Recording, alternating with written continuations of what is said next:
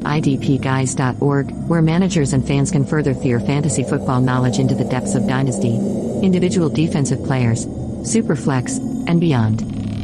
That was IDPguys.org, where they do way more than just defensive football.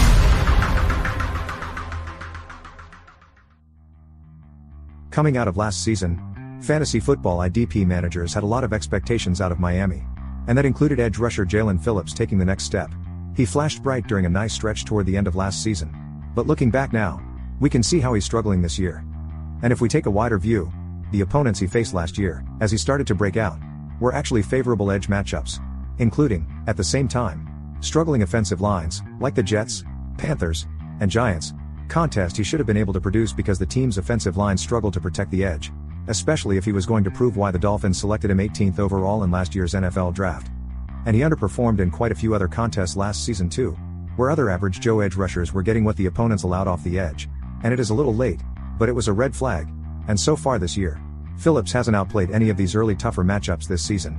And looking ahead, as all the Dolphins edge rushers, except for Mark Ingram, are struggling to produce, we're not forecasting that it'll get any better for Phillips, or defensive end Emmanuel Ogbah.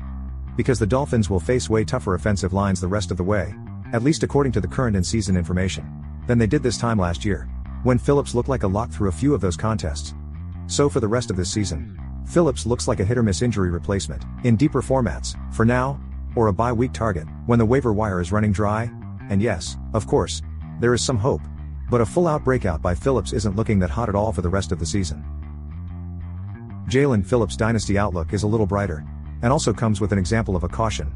Good news, Pro Football Focus has improved his run defense grade from 44.8 last year, to 59.6 this season.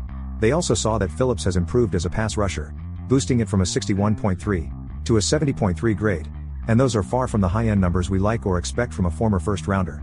But considering the defensive class Phillips was in, and the fact that he didn't overachieve last season, this might take a few years to develop, unless there's some switch thrown by Phillips we haven't seen.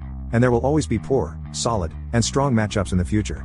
So if he can't completely ever break out, there is still deep dynasty league value as a depth piece and bye-week guy. But in the end, at least for now, Jalen Phillips isn't looking like a weekly and solid dynasty option. And as Saints defensive end Marcus Davenport managers can testify, if Phillips can't string together some great contests soon, and against stronger offensive lines, and start doing it consistently, it'll be best to avoid the Dolphins' Jalen Phillips next year in redrafts. And it'll be a lot safer if we let him slide even more in dynasty league startups.